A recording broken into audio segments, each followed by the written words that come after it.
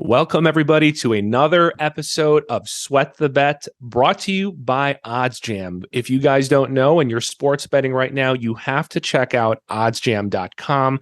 Oddsjam.com is a sports bettor's best friend. You get all of these free tools and even premium tools if you upgrade and subscribe to the premium package. Things like easy-to-use calculators, arbitrage calculators, low churn calculators. You get positive EV alerts if you sign up for the premium package to find the best lines, the best edges against these sportsbook guys. That is a must if you're going to be betting a lot of bets, betting in the long term. You don't want to be betting negative EV. You want to be betting positive EV, okay? And we also have a companion app, the OddsJam Player Prop Data app.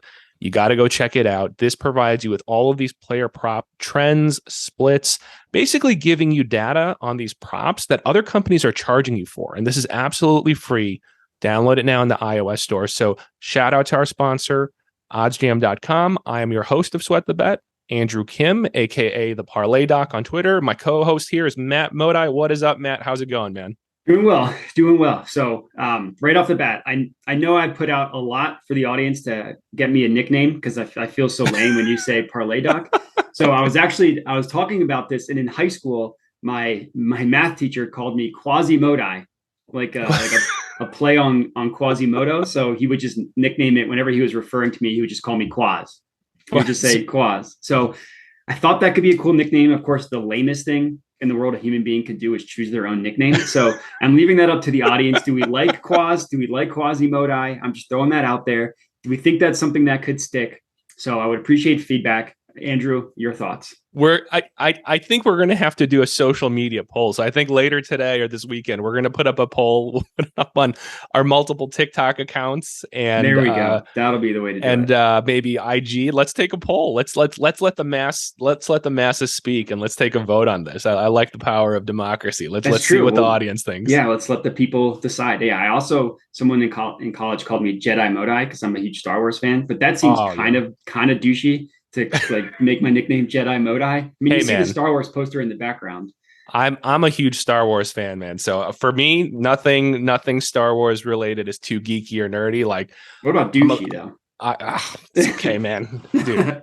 When you're in the thick of it with Star Wars, man, there's nothing that's out of bounds, man. So I'm taking my kid to Disney World in a few weeks, and we're going to be hitting up Star Wars land. Yeah, Star Wars. We're going to 2 days. We're going to go the first day we get there, just so we can kind of get the lay of the land. Then we're going to do regular Magic Kingdom, and then the next day we're going to go back to Star Wars just to make the most of it and like capitalize on our favorite parts and go 2 times in one trip to the Star Wars section. So nice. So yeah. 2 questions. Number one, does your kid like Star Wars, or are you kind of just forcing him along? Like, no. Daddy likes this, so we're going. No. He liked it from the very beginning. I think good. He's almost kind of like he's right at the brink of like losing interest because now he's getting into like Roblox and Marvel, Minecraft, and all these these online virtual worlds. So, but he still like incorporates even like Star Wars themed things into his games and stuff. So he's still right at the cusp where I think he's going to have a good time going. And he's been asking to go there. So there we go. That's good. Yeah. So what about have some fun. Harry Potter world? Are you a Harry Potter fan at all? No, we're not. Me, my wife, my kid. None of us have really ever like got into that whole Harry Potter thing. So I think she may have read a few of the books and stuff. I've seen like maybe the first 2, and I never really got too into it after that. So gotcha. Yeah, that hurts. I'm a huge Harry. I mean, I like all that nerd stuff. Marvel, Harry, like literally anything. I'm a fan of. Nice. But all right, so we've decided we'll have the audience vote between Quas and Jedi Modi. We'll see how that sticks.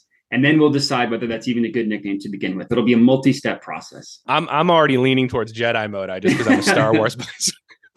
We'll let the audience take a look. So yeah, all right, guys. So what we got in store for you today, for those of you who've been following along. First of all, guys, remember, we announced it on our last podcast or live stream. We have now moved to a standalone YouTube channel. So go check out our YouTube channel. We'll try to plug it here later when this is on our channel. We'll put the links and everything. We'll remind you guys on social media. But again, we're still with OddsJam. We've not separated or anything. We're just putting our stuff for Sweat the Bet related videos and educational videos on our own separate channel, just so it's easier to find us and get all the notifications specifically for our Sweat the Bet full episodes. Now we're adding educational pieces, other kind of more real-time reaction videos and live streams for big news that's breaking in the sports world. So just to kind of streamline things, we're just kind of putting all of the Sweat the Bet stuff with me and Matt separately on our own YouTube channel, and we'll make sure to spam the links out to you guys so you know where to find us. So we just want to make sure that's clear. So for today, we got most of the time the DGens are waiting or fast forwarding to the very end of our 1 hour segment for the last 15 minutes to hear our bets. Today, our entire episode is bets, basically. So there is no separate segment. We're literally talking NFL futures bets the entire episode, guys. So do you hear me? So you don't have to click fast forward. You don't have to shuffle through this. The entire episode is dedicated to NFL futures bets. And that's what we're going to talk about. We're going to be talking Super Bowl picks from some of our more kind of juiced favorites that we really think are actually going to win. Some of our dark horse picks. We're talking MVP awards, other just, futures totals, other season awards. So Matt and I are going to go through some picks together and then some of our own individual favorite futures, guys. So stay tuned. The entire episode is NFL futures. That's all we're doing today. So to kick it off with our traditional opening of sweat or no sweat, I'm going to go opposite direction today. Since our whole episode is kind of focused on NFL, I'm going to give you an NBA sweat or no sweat. So my sweat or no sweat for you, Matt, is we're pretty deep now into the NBA offseason. And I'm actually a little surprised that that blockbuster move that everyone's waiting for Durant, for KD, still hasn't officially happened yet. So,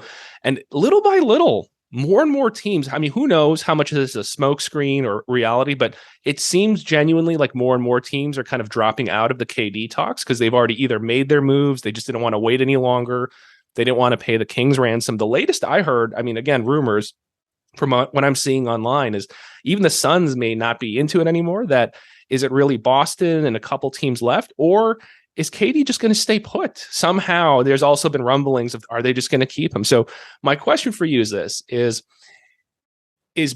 Boston, are they, even though they've already made some moves, right, with Brogdon and all these other things, and they already have good chemistry, which can be disrupted, do you think the Celtics will make one final push to get KD? So my statement is the Celtics will make that push, knowing that they're still maybe in contention. And again, this is all rumor. They haven't been kind of cut off from the table. They're still in talks. Boston will just make that final push, and they're going to be willing to pay the Kings ransom to pair up KD with Tatum. So not necessarily will they make the trade, but just will they make a bigger push for the trade? Is that the correct? No, well, they'll make it. They'll make the trade. They're going to make the trade. Yes or no? I think that's a sweat. The Celtics, they've been, how many superstars have they been linked to over the past 10 years? It's been like Paul George, Kawhi, Anthony Davis. I guess they got Kyrie. That did happen. Kyrie. I'm probably missing, or I know I'm probably missing something, but I don't think they'll do it. Should they? I think we've it's almost, that's even a good question too. Should they, right? Because they have a solid team already, right? Yeah. And you think they can maybe take one more half step. That's all they need, right? So I'll pose that as a follow-up supplement question. Should they even do it? If let's say the Nets were willing, right? Should they even do it? How about that? I mean, yes, I think they should. I think we're in this weird time where ring culture is basically have you won, rings. All we care about is rings. Nothing matters except for rings. But then we're also well, you can't just gut your entire team for Kevin Durant. What about your future? Sure. The Lakers are a train wreck. They won a championship. That's all that matters. I'm going to pull Brian Windhorst. Winning a championship means you never have to apologize, which I don't know. Windhorst is a separate episode of this podcast. But yes, I think they should. Give up Jaylen Brown, give up Marcus Smart, give up, I forget who else was in it, some ancillary pieces. I think those are obviously the main two, Jaylen Brown and Marcus Smart. But how good would the freaking Celtics be with Kevin Durant? They'll lose some depth, but they got Brogdon, who helps with the depth. So you're almost it's almost like a wash between Smart and Brogdon. Granted, Brogdon has health concerns, so it's not necessarily apples to apples. Smart's significantly better on defense. Brogdon's better on offense. So I guess it's not necessarily apples to apples, but replacing Kevin Durant or replacing Jaylen Brown and Marcus Smart with Kevin Durant and Malcolm Brogdon, I think is helping your team dramatically. And I would put them as the heavy favorite to win the title I'd agree. if that's the trade. So Yeah. I think they should do it. I understand the concerns about like chemistry and risking your future. Like Jaylen Brown, he's gotten better every single year of his career. We don't necessarily know what his ceiling is, but I think it's just become like this weird situation where rings are all that matter, but also become underrated in terms of sacrificing your future. It's Kevin freaking Durant. I would give up Tyrese Maxey. Obviously, isn't as good as Brown and Smart, but as a Sixers fan, I would give up literally anything that's not Joel Embiid for Kevin Durant. I'd give up Harden and Maxey. I would do whatever it takes. I'd agree with that. Yeah, I as painful as it is would be to lose a bright future star like Maxey. It would hurt, but I agree. You know what you're getting with KD, right? Exactly. And you're going to get a 2-3 year window, right? Still where he's two years at least of him being premier, right? Exactly. So yes, I think they should do. I think they should do it. Okay, but I don't think they will. Sounds good. So what do you got for me, Matt? I actually also have an NBA one related to Kevin Durant. Funny enough, I almost did it last week, but I figured I would stick with NFL. I think that going into the season, a trade does not occur prior to the start of the regular season. So Kyrie Irving, and this is including Kyrie. So Kyrie Irving and Kevin Durant begin the season, not the training camp, but the actual beginning of the regular season as Brooklyn Nets. Oh man. That is an interesting one. Oh gosh. Okay. I will say, man, at this point, I actually think I might roll with no sweat, as crazy as that sounds, because I feel like it's so weird. I think everyone was on pins and needles, like waiting for those first 48, 72 hours, right? When moves could be made. Yeah. And we've kind of gone into this like weird limbo now that I almost wonder if they feel like they're not getting the King's ransom that they want. And they actually think once teams kind of calibrate and see how competitive their core units are looking, and the ones that are like, all we need is one of those pieces, that they might get that bigger King's ransom later. Maybe it's possible. I'll go with it. I'll go with that. Just given how long and dragged out this has been, I actually am starting to buy into the possibility that they may suit up that way to start the season. It reminds me of the Ben Simmons situation last year, where the longer it dragged on, teams just were like, all right, this is like our roster now. Like, we're not making this because it's harder to make moves around the edges this late in the offseason, obviously. So, if it had happened at the draft or it happened at the beginning of free agency, then you could still make moves. But now teams are kind of like, well, we're set with our guys now. So it literally reminds me of exactly like the Ben Simmons situation last year. Granted, I think they both suit up. I don't think they sit out like Ben Simmons did. That's the situation it reminds me of. So yeah, I think it's going to be an interesting season. I'll say that. Yeah.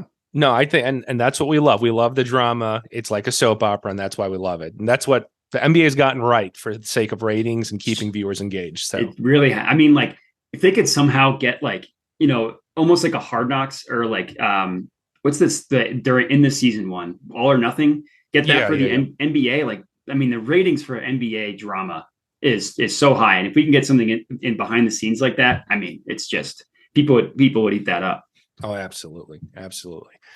So, all right, guys, moving on to the main segment of the show, our meat and potatoes, NFL futures. We are so close for the NFL season to kick off, guys. I can't wait. So let's talk futures. So a couple points, guys, here, okay?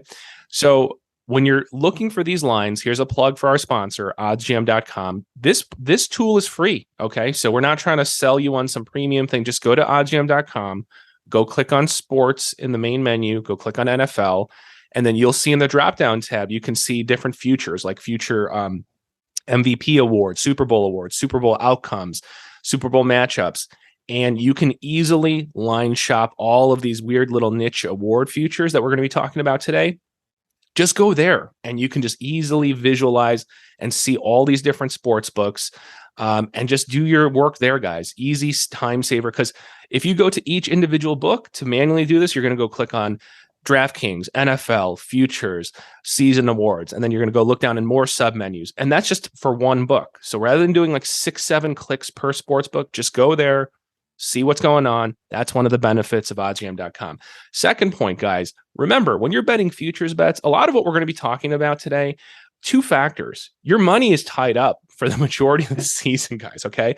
So when you're allocating and budgeting your money from your bankroll for what you've set aside for sports betting, factor that in. How much can I be okay with just having tied up for like the season? So just realize that you're not, this isn't a quick flip, betting on a game and you're going to get it back later in 24 hours. So how much do I really want tied up and can I afford to have tied up? And number two, a lot of the ones we're talking about today, guys, these are going to be like pretty much, most of them are going to be like these long shots, these plus 300s, plus 500s, plus 3000s, right? So budget accordingly, right? These shouldn't be like your standard, like 1 unit, 2 unit bets. I mean, budget accordingly, because these are somewhat of these long shots. A lot of mine are going to be like quarter unit bets, meaning for me, 1 unit is $100 when I'm feeling pretty good about a bet I'm going to make. A lot of mine today are going to be, except for a couple, maybe like my favorite Super Bowl pick, a lot of them are going to be like quarter unit bets or even less sometimes, just because some of these are, my money's tied up for the whole season. And some of these are just dart throw long shots that I'm praying for just for fun. So keep this lighthearted, keep this fun, guys. Okay. Because who knows, injuries, trades, all these different things, right? So the season is long and crazy. So just have fun with this, bet lightly. Don't tie up a huge portion of what your bankroll comprises of. So at that, let's kick it off with Super Bowl winners. So who does Matt and I think is going to actually win the Super Bowl? And who are we just going to pick as a fun kind of long shot or dark horse? So I'll kick it off. I'm going to go chalk. It's not a sexy one, but again, who I actually think is going to win. And this one, I'm actually going to put 3/4 of a unit. So this is probably the only one I'm doing that. Everything else is probably a quarter unit for me moving forward. But I'm going to put $75 on this. The Buffalo Bills plus 650. And here's my rationale. I'm going to be quick. Okay, you know why. It's Josh Allen. But here's some other factors. AFC East, okay? So they have a much clearer path forward in my mind for the AFC to secure the number 1 seed, where in the other divisions, I mean, it's stacked, guys. I mean, you can envision some of these teams, whether it's the Broncos, et cetera. I mean, Chiefs, they're going to cannibalize each other to some degree. That I almost see that in this kind of slightly softer, division, that the Bills have a clear pathway to secure the 1 seed, meaning if they can do that, then they're going to have home field advantage deep into the playoff run, right? And I think that is going to be advantageous enough when a lot of these teams at the top, I mean, it's hard to really separate them. And is that enough of a difference maker? You have Josh Allen. They've already made a couple deep runs. Both sides of the ball are going to be still pretty solid this year. So pretty obvious things I'm stating, and that's why I am going to roll with them as my kind of favorite pick at plus 650. Who's your favorite before we get to our dark horses, Matt? Yeah, I have the same one. It's chalk. Okay. It's chalk. It's chalk. I will say everything you said is true. I would say if I'm playing devil's advocate, here are the reasons why I'm nervous about that pick. While they do have the easiest division, probably in the AFC, the easiest path to win their division, they still have the 18th hardest schedule in the NFL, They do. I guess, yeah, the 18th hardest schedule in the NFL, according to, this is looking at Sharp Football Analysis. So they have a tough outside conference or outside division schedule, which makes sense. Or they have a first place schedule playing the Chiefs, playing the Bengals. Mm-hmm.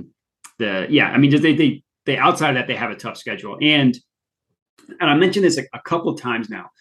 We just don't know what their offense is going to look like missing Brian Daboll. He was like the quote unquote head coach of the offense for the past couple of years, especially the past 2 years when they've been incredible. All reports, they replaced him with Ken Dorsey. They replaced him with Ken Dorsey, who was their quarterbacks coach for the past, I think, 3 years. So all reports are that he's going to keep the same offense, keep the same philosophy. Yeah. We just never know. I just get reminded to, after the Eagles Super Bowl run, they lost both their offensive coordinator and their quarterbacks coach. So they lost both. And and they were never the same after that. They're never the same. So just because they're returning, I mean, everybody important on that team is returning, and they added Von Miller. That's the only thing that makes me nervous is, could their offense possibly take a step back with different coaching? So if I'm playing devil's advocate, that's it. But I went chalk as you. I just think top to bottom, they have the best roster in football. And I think and they seem ready for it. The Chiefs losing Tyreek Hill and that like they've been their nemesis, limiting them the past 2 years. I think they're ready for it. Like it just makes sense. Yeah, no, I agree, and I think to your point, it made me nervous with that loss in the coaching, but I think just having that familiarity, having Dorsey still stay there, I think that just reassures me enough that with the talent that you have with Josh Allen, I almost equate it to. I'm not saying he's quite at Aaron Rodgers level yet, but I think he has a high IQ. I think he has that dog in him, that fighting spirit that he just wants to win so bad. And with some level of continuity, as long as they stay healthy, obviously, which is the huge X factor. I think they got a solid shot this year. So yeah, I would say Josh Allen has the highest ceiling of all the quarterbacks, him and Mahomes, in terms of arm talent. But he's the most inconsistent. Like his accuracy can sometimes fail him. So yeah, it can. I mean, he was on fire. Like I don't know, maybe like at the end of the last quarter of the season, and then the playoffs, he was incredible. So I mean, maybe he can put it together when he needs to. But that's the only thing I'll say is he can be inconsistent with his accuracy. Yeah, he can. He can definitely. So. Moving on to dark horse kind of long shot picks. So mine, I don't know. I'm just infatuated with Philly lately. So I'm rolling. Oh God, you have a Phillies flag in the background. I'm saying, oh God, because it's we need the less people that talk about the Eagles, probably the better. Probably. So I am going with the Eagles plus 3,000 to win the Super Bowl. Is my again $25, guys. I'm just sprinkling for fun. $25. Plus 3,000. Very quick here. I'm not going to elaborate too much. Is very, very easy schedule, guys. So in terms of for me, my mindset is if all they got to do is get to the playoffs. And to me, I see a very clear path to the playoffs for them. Okay. They have, it's depending on which metric you use, second or third easiest strength of schedule of who they're playing. The way I looked at it and kind of mapped out each of their wins, I can easily see them getting 11 wins or so. Okay. Maybe one more, maybe 11, 12. Again, who knows? I'm just predicting it. Yeah. And if they could just get there, once you get in the playoffs, guys, anything can happen. Okay. So they just got to get there. So with their strength of schedule, with the talent that they have, the fine tweaks they've made with adding some new weapons, is Jalen Hurts truly the guy?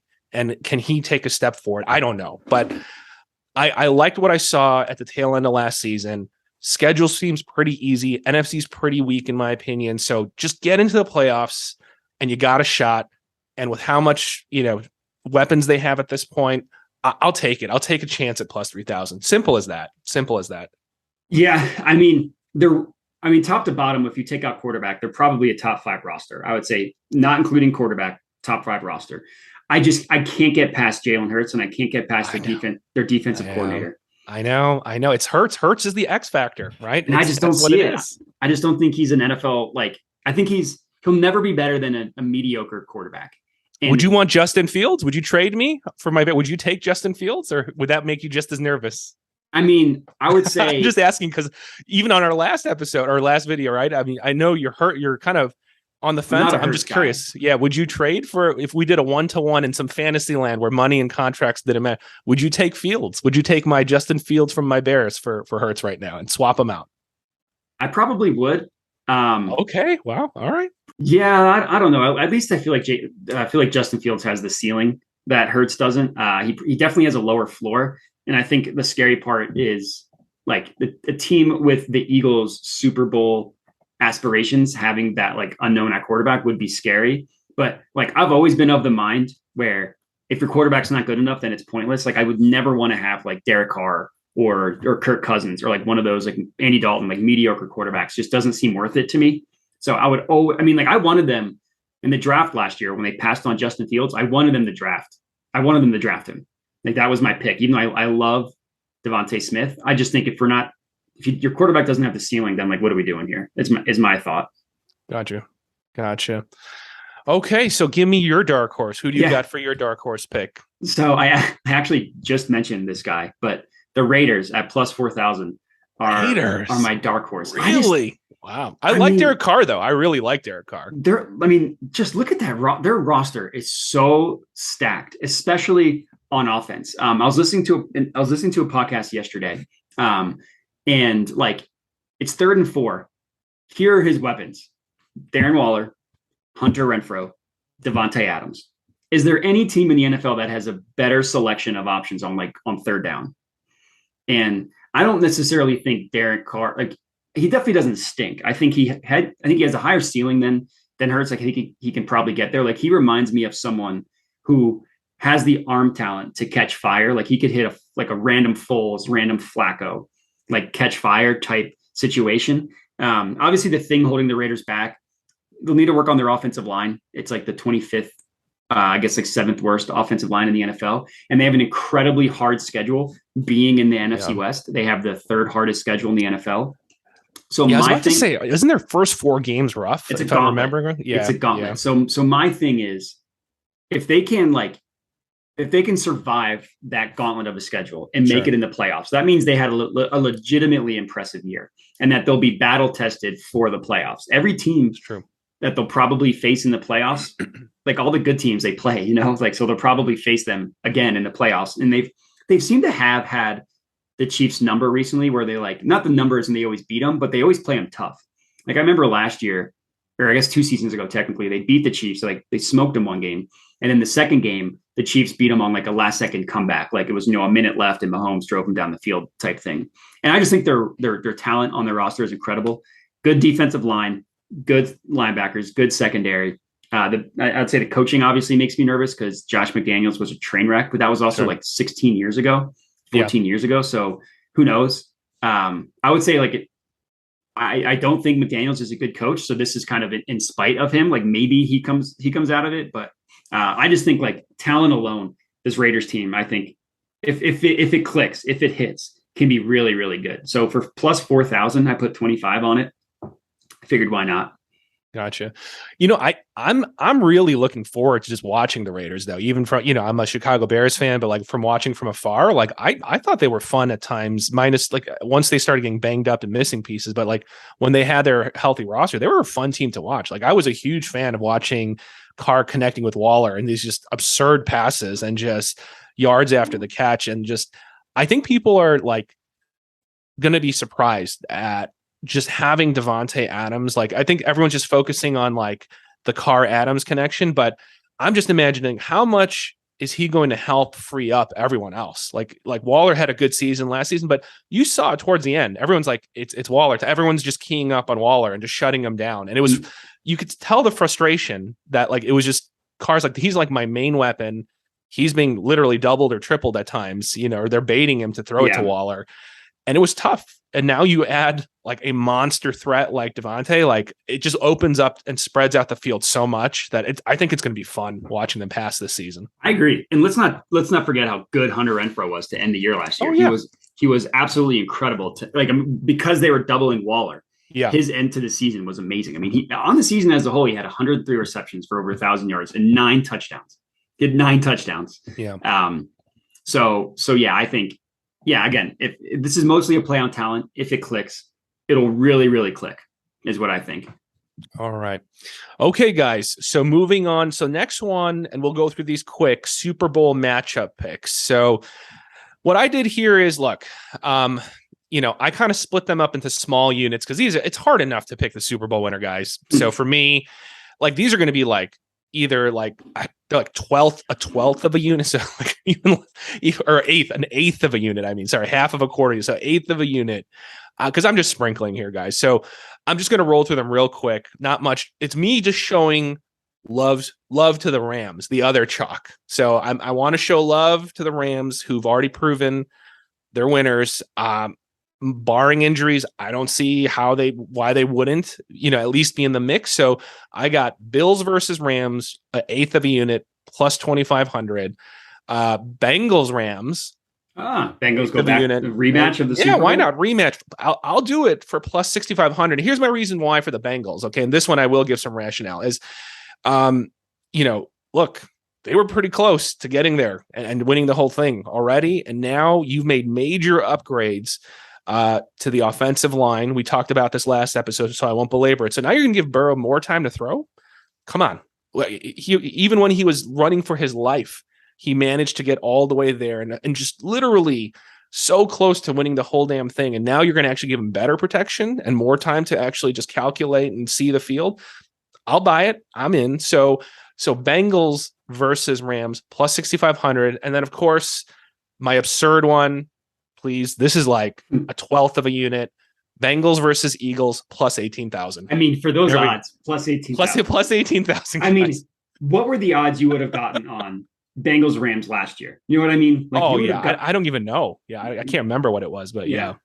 So my chalk one, Bills Packers. I think Packers are being slept on a little bit, losing Devontae Adams. Aaron Rodgers is still incredible. They're 10-0 in games that Devontae Adams has missed since he joined the Packers, excluding a random Week 17 game where Rodgers only played like 5 snaps. They're literally 10-0. And then my wild one, I'm not including the Raiders because I already had them. I really like the Ravens this year. So Ravens Bucks plus 6,500, I think is what it was. Ravens Bucks, because like the Bucks are the favorites to come out of the NFC. Sure. I think, top to bottom, they probably they might have the best roster. They have a really good team. So I figured sprinkling some cheddar on the plus 6,500, again, like eighth of a unit type thing. Yeah. Why not? Yeah. Why not? No, I like the Ravens a lot too. And that's why when we segue, I am going to include some Ravens picks coming up. So, cause yeah, it's hard, guys. I mean, I'm sure just like us, you have a lot of different theories and hypotheses of who's going to make it and all these what ifs, who stays healthy. So moving on, guys, let's talk MVP awards. We're going to pick again, favorite and kind of our long shot picks. All right. And look, obviously you're going to say to yourself, well, if I'm picking Bills, then I might as well go with Josh Allen because they correlate. Yeah, I get it. But you know what, guys? These are futures picks and we're sprinkling and these are for fun. So rather than putting all my eggs in one basket and, because the opposite is true too. If I have, Josh Allen get hurt, well, there goes both bets, the MVP, and the Bills aren't going to make it anywhere if they don't have Josh Allen. So again, these are for fun, guys. So I want to like sprinkle it around so we can have multiple horses in the races going forward. So my first one, that's kind of my favorite. It's not really chalky, I guess, but Lamar Jackson, plus 2,000. That was the best I could find when I was line shopping. Plus 2,000. I'm just throwing quarter unit on it. $25 at plus 2,000. Again, last episode you checked in. I think they're going to go over their win total. When I mapped out their schedule, I think they're going to hit 11-12. That's kind of where I project them. So the biggest risk with him, obviously, is injury, right? With his style of play. Yeah. And he stay healthy. But when he was healthy, God, he is crazy, guys. I mean, it maybe his passing has always been the question mark. Kind of challenging at times. They lost Brown. But you know what? I just feel like if he can stay healthy with the threat of his run, you still have, your tight ends and maybe you do, just these safe throws into the flats of your tight ends repeatedly. But if he can stay healthy, they get 12, 13 wins, make a strong push. I can easily see a case where you can give it to Lamar Jackson. So I'm going to roll with him as my quote unquote favorite pick. And then my long shot will just get both of them over here. I'm going to roll a Trey Lance at plus 4,000. I like it. And I'm going to say that Shanahan's genius mind will unleash Trey and they're going to have a solid season. So, I think people love exciting narratives. You unleash this young guy, you have a strong team on both sides of the ball, and they make a legitimate push. It's kind of the formula for, wanting to give an MVP award. So I'm going to put quarter unit on both of them. Trey Lance plus 4,000, Lamar Jackson plus 2,000. Who do you got, Matt? Yeah, so I like those. Talked about the 49ers last week. I could see it. My favorite, he has the fourth best odds, Justin Herbert. I think Justin Herbert's just incredible. I think the Chargers have built an amazing team, and like around him, they've like shored up the offensive line. He has weapons. Like I love Austin Eckler out of the backfield. They have good receivers in Keenan Allen and Mike Williams, who they just paid. And Justin Herbert's just amazing. Like some of the throws he makes. I mean, talk about like arm talent. The league's in good hands with the young quarterbacks we have. So he's my favorite. Nice. I don't need too much explanation there. Yeah. My long shot, unsurprisingly, Derek Carr. I kind of like, if the Raiders are gonna have a good year, so those two kind of went along together. Yeah. So Derek Carr plus 2,500 as my long shot. He's plus 2,500, huh? Yeah, he's got like the same odds as Hurts. And then there's like a gap, and then there's like Trey Lance, Mac Jones, Kirk Cousins, Matt Ryan. Like there's kind of a tier gap after that. Interesting. But yeah, I figured if the Ravens or the Raiders, excuse me, are good enough to win the Super Bowl, it's going to be on Derek Carr. And I feel like the MVP is such a narrative award that like, the year after the train wreck with John Gruden and like the Henry Ruggs thing, where like Derek Carr kept the team together. That's true. Yeah, the narrative angle for whatever it's. I always like the narrative angles. I'm a sucker for that. Yeah, who won MVP? Was it Rodgers won it again last year, right? Oh God, I'm blanking right now. I always forget about MVP because I feel like it's just who's the best quarterback that year. It's like not that. And honestly, exciting. It's usually just an afterthought for it is. So. It is. Yeah. Carr, I'm surprised Carr's not longer odds than that. I mean, look, they have a solid roster, but they also have a very difficult schedule, and there's so many other kind of like public names. You know what I mean? Just like from like, if you're talking about just the public money just flooding in, the casual bettors, we're just going to pick the Aaron Rodgers, Patrick Mahomes, just by name recognition. And I know Derek Carr is a star, but I wouldn't know, from a lay person, like I throw bets in here and there. Like I figured, man, I'm surprised he's not a little bit longer than that. It's just because he's a quarterback. It's like the top, 17 or 18 are all quarterbacks. Yeah. It's not until Jonathan Taylor at plus 6,000. That's the first non-quarterback. Interesting. All right, guys. So we still got 6 more bets for you. So Matt and I decided, so after those first few of those kind of major futures that people are always betting, Super Bowl, MVP, we decided to go our own ways. So we didn't really talk or plan this out. So this is going to be spontaneous, where each of us just chose 3 other futures. So who knows what this random mix of picks are going to be. So stay tuned, guys. We're talking bets the rest of the way. So I'll kick it off. I'm gonna make a futures bet on Coach of the Year. Okay, so Josh McDaniels. I'm just kidding. Is there a Josh McDaniels to not win? What would that be? Minus 10,000? Minus 800 million. Yeah, who knows? This is, and I promise you, Matt, this is my last Eagles pick. Okay, I'm gonna stop being. I'm gonna stop. This is it. No more. I mean, okay? It makes sense. I just could not help myself when I look at their schedule, guys. Okay. So I won't believe, I told you, second easiest schedule. So they're going to have a winning record minus some disaster, which can happen, I guess, in Philly from what Matt tells me. But barring some disaster, they should have a winning record. They should get to the playoffs. They're always in the news. They're a sexy team. They got all these stars. They always get national coverage. It's like the perfect formula, guys, okay, to give a coach an award. So Nick Sirianni at plus 2,000, when all of this is kind of set up for a kind of media frenzy of like, we want to see the Eagles make a push, and they seem to be this like darling, sweetheart this year of making that push. I'll roll with it, guys. Plus 2,000, Nick Sirianni, quarter unit, $25 on that. Coach of the Year, about to be crowned in Philly, guys. You heard it here from me. You heard it here first. I mean, I like it. If the Eagles are as good as you think they will be, then they probably, it's like, it goes hand in hand. He probably will win Coach of the Year. So mine is a little bit steeper odds. Actually, no, sorry, not as steep odds. Sorry. Ravens to be the number 1 seed in the AFC for the playoffs on FanDuel at plus 700. We already talked a lot about the Ravens, so I don't need to belabor the point. I'll just say that the Ravens have the 11th easiest schedule in the NFL this year. A lot of about number 1 seed is just strength of schedule. The Ravens can beat up on the bad teams, as we talked about last year. They had the number 1, the most amount of games missed due to injury this past season. And not only that, but like some like tough injuries, like their running back room decimated. Their secondary decimated. Lamar Jackson missed the final 4 games. They were 8-3 when he went down, and then they lost the last whatever games from there. So defensively, it finished 28th in DVOA last year. That makes sense when you consider all the injuries they have. Yeah. They have to replace Marquise Hollywood Brown, like we talked about earlier. But the Ravens are just a team that they know who they are. Lamar Jackson will feast upon bad teams and bad defenses. That's how he won the MVP a couple of years ago, just annihilating the bad teams. So 8 Ravens to be AFC number 1 seed plus 700 on FanDuel. No, I like it. And we talked about it last episode, but just that piece you just said there. And I know like it almost sounds like you're stating the obvious, but I don't think people understand like beating the teams you're supposed to beat, like, and comfortably, like that.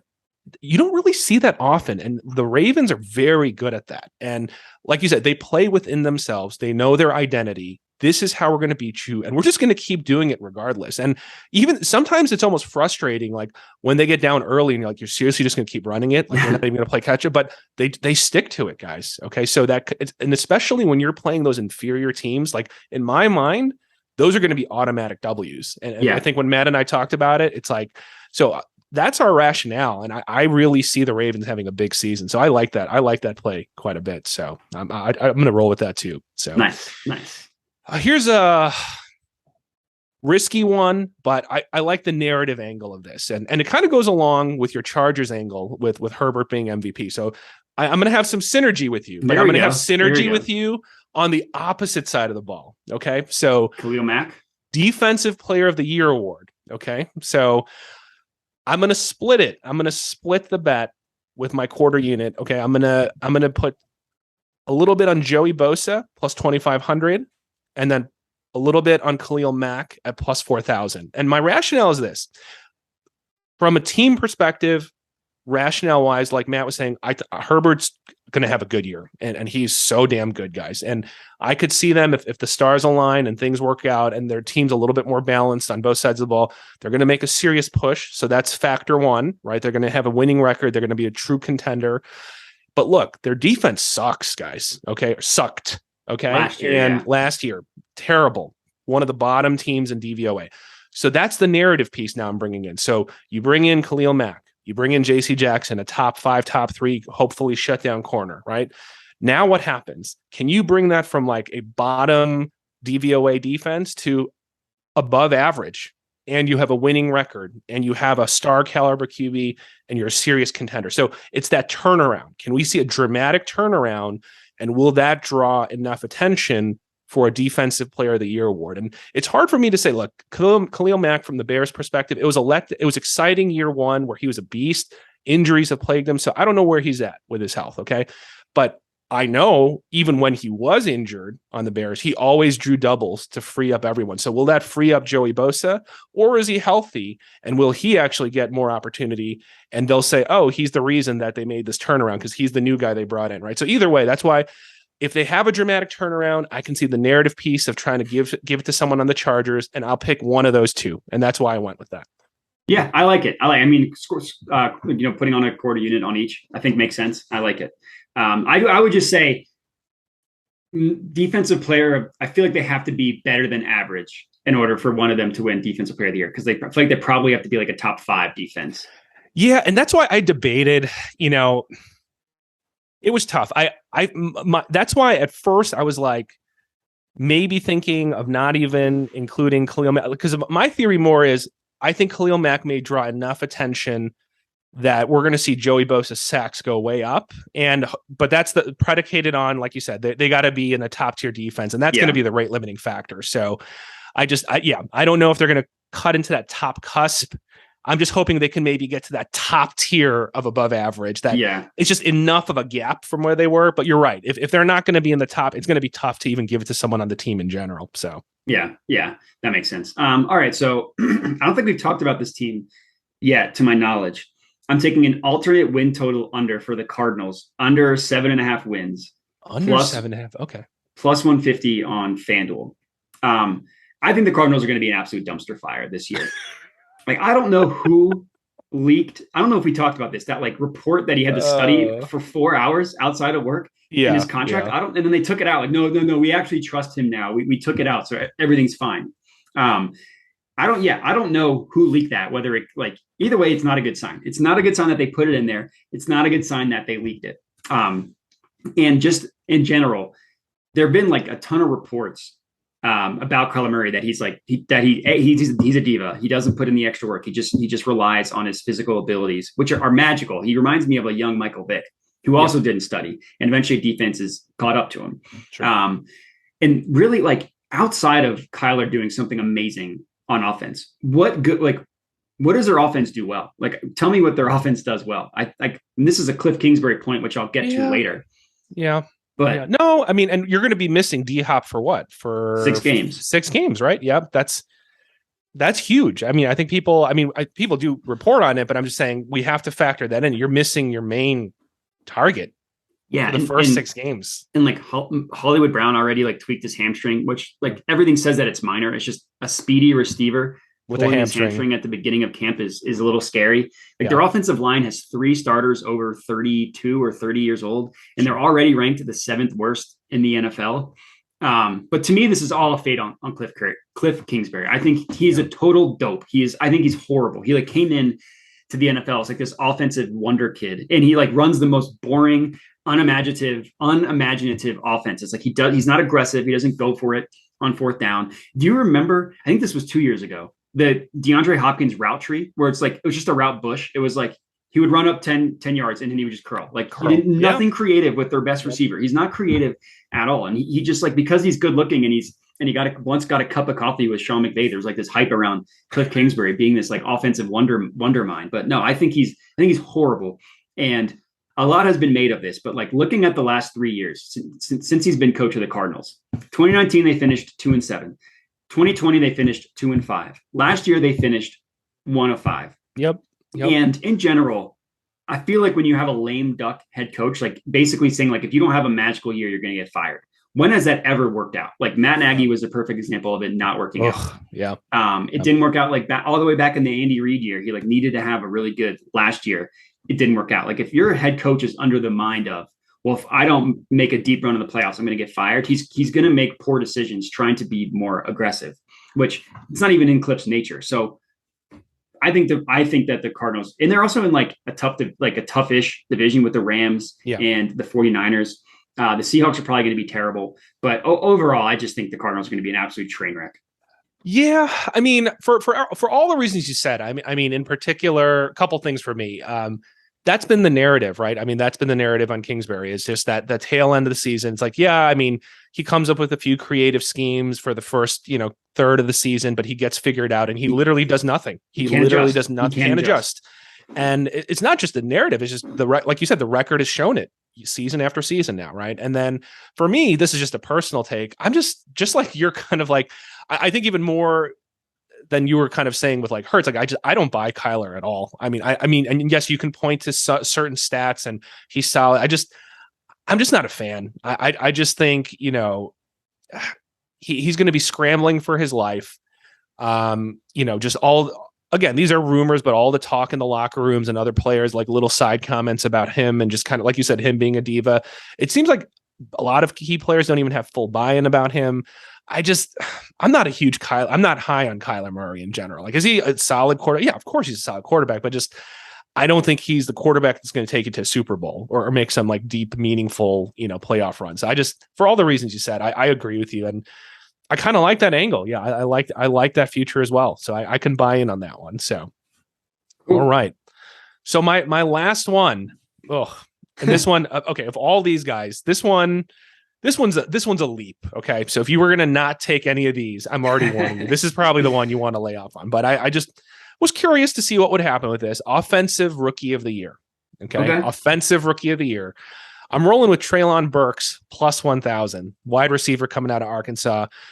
Only reason, and this is just literally total hypothesis. I mean, solid wide receiver, obviously. I'm stating the obvious, but basically, I don't know what else the Titans are going to do. They're basically trying to replace AJ Brown. So it's just more just like, it seems like the fit is he's going to be a plug and play. And it's like, hey, you're going to be one of the guys and we need you to produce, meaning he's going to have the opportunity from the jump to just start producing basically. So that's it, guys. I don't have any other analysis except that they need to fill that huge void. So somebody's picking up the yards.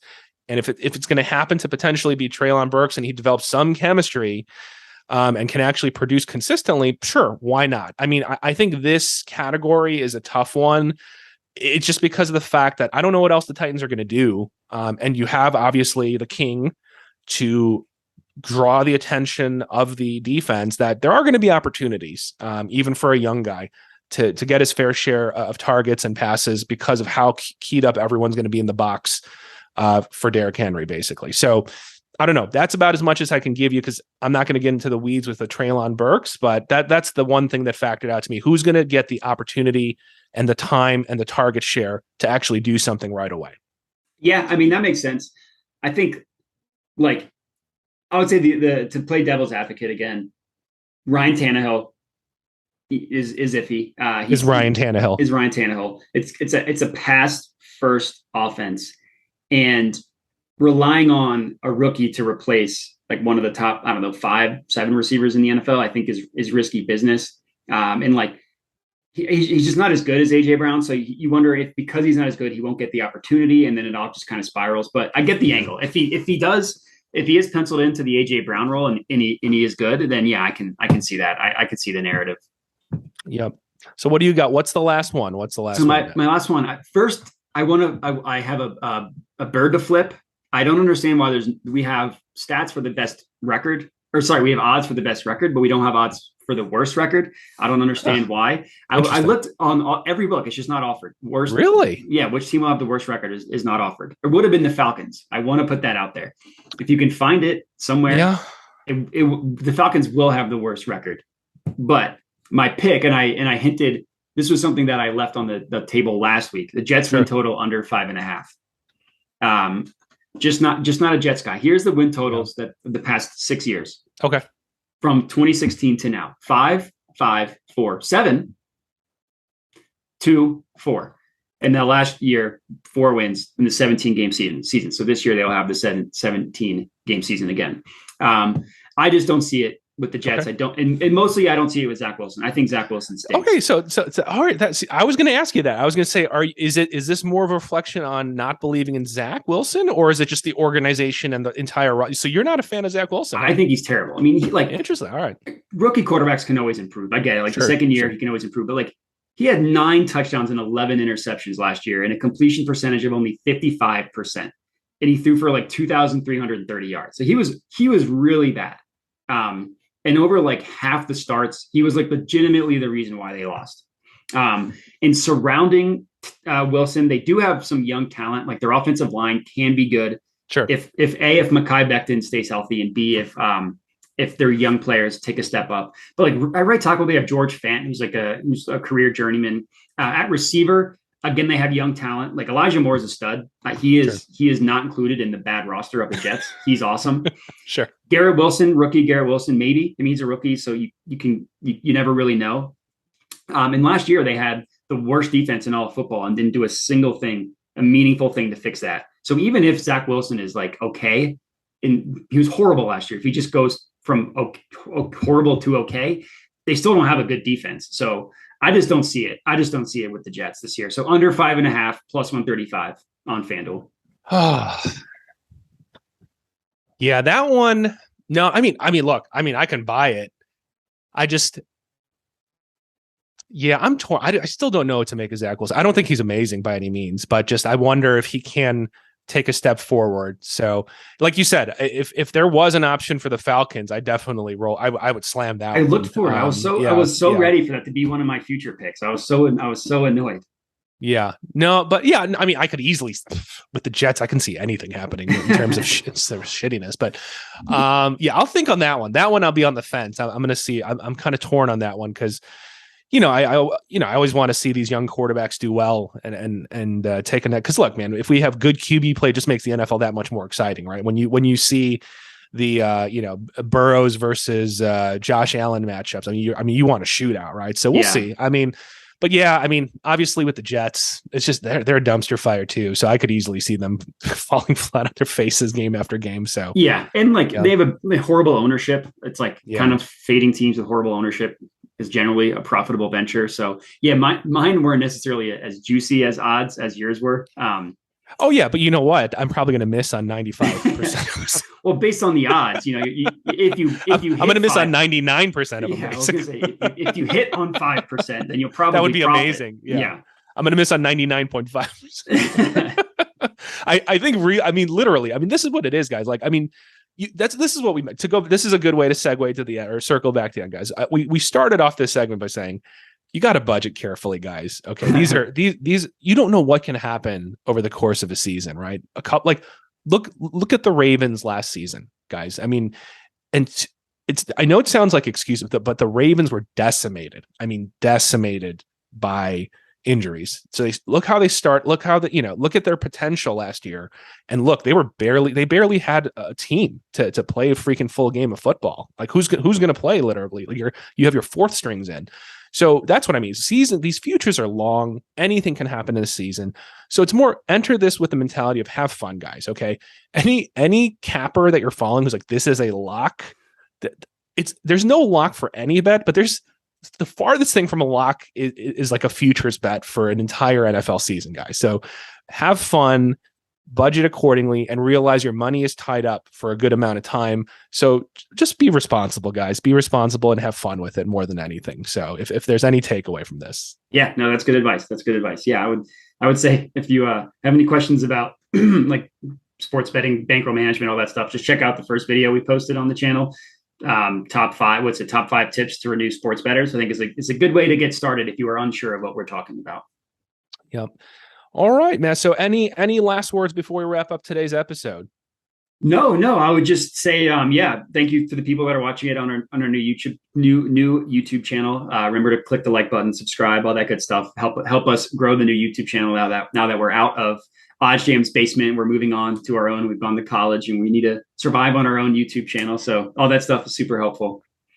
So guys, please subscribe, like, share. If you're seeing this on other mediums, retweet it, send it out on your TikTok. We appreciate the support from our core followers. Shoot us comments, shoot us questions. Let us know what other types of content or things you want us to kind of commentate on or talk about, guys. We're always interested in feedback and wanting to get better, make this more engaging and entertaining for you guys. So stay tuned. And we'll be back with another episode of the full Sweat the Bet podcast series next week. I'm Andrew Kim. This is Matt Modi signing off, guys. All right. See you guys.